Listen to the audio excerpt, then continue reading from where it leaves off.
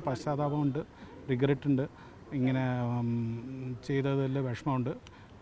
അയാൾക്ക് അയാൾ ജയിലിൽ കടന്നിട്ട് ആ മരിച്ച ആളുടെ രണ്ടാമത്തെ കുട്ടീനെ നോക്കിക്കോളാം എന്നുള്ള രീതിക്കാണ് റിമോഴ്സായിട്ട് അവർ റിപ്പോർട്ടിൽ പറഞ്ഞിട്ടുള്ളത്. അതായത് മിറ്റിഗേഷൻ റിപ്പോർട്ട് കോടതിയിൽ അവർ ഹാജരാക്കിയിട്ടുണ്ട്. അതുപ്രകാരം ആ റിപ്പോർട്ടിൽ പറയുന്ന അയാൾക്ക് റിമോഴ്സ് ചെയ്യാൻ, അയാൾക്ക് പശ്ചാത്താപമുണ്ട്, റിഗ്രറ്റ് ഉണ്ട്, ഇങ്ങനെ ചെയ്തതിൽ വിഷമമുണ്ട്. അയാൾ ജയിലിൽ കടന്നിട്ട് ആ മരിച്ച ആളുടെ രണ്ടാമത്തെ കുട്ടീനെ നോക്കിക്കോളാം എന്നുള്ള രീതിക്കാണ് റിമോഴ്സായിട്ട് അവർ റിപ്പോർട്ടിൽ പറഞ്ഞിട്ടുള്ളത്. പിന്നെ അടുത്ത് പറയുന്നത് റീഹാബിലിറ്റേഷനെ കുറിച്ചിട്ടൊന്നും പറയുന്നൊന്നുമില്ല. അയാൾ എങ്ങനെയാണെന്നുള്ളത് റിമോഴ്സിനുള്ള ആകെ ഒരു വാക്കും ഇത് മാത്രമേ ഉള്ളൂ.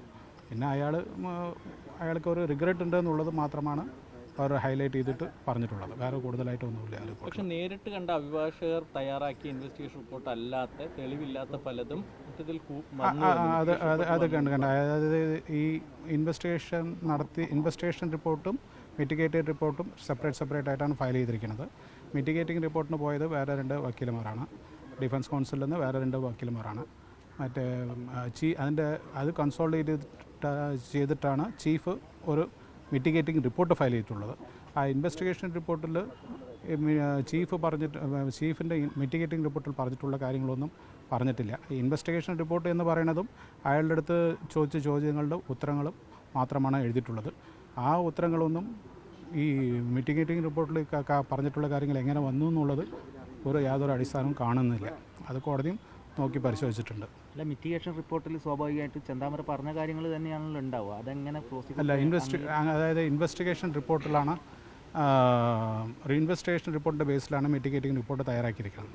ഇൻവെസ്റ്റിഗേഷൻ റിപ്പോർട്ടിൽ അയാൾ പറഞ്ഞിട്ടുള്ള അയാൾക്ക് ഈ ബ്ലാക്ക് മാജിക്കോ അതല്ലാതെ അയാളുടെ എന്താ പറയുക നമ്മുടെ സൊസൈറ്റിയുടെ ഡിസ്റ്റർബൻസ് അങ്ങനെയെല്ലാം മിറ്റിഗേറ്റിംഗ് റിപ്പോർട്ടിലൊന്നും വന്നിട്ടുള്ളത്. ഈ ഇൻവെസ്റ്റിഗേഷൻ റിപ്പോർട്ടിൽ ഇതൊന്നും കാണുന്നില്ല.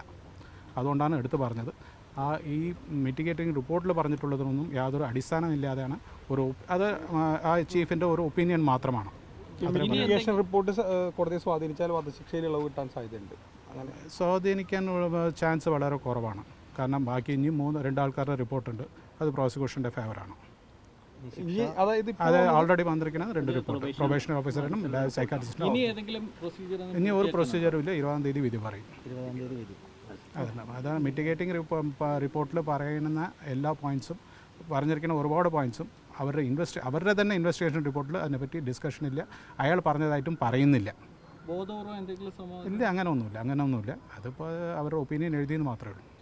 അതിലൊരു കള്ളത്തരം ഉണ്ടെന്നൊന്നും പറയുന്നില്ല. അതൊരു ഒപ്പീനിയനാണ് അവരുടെ.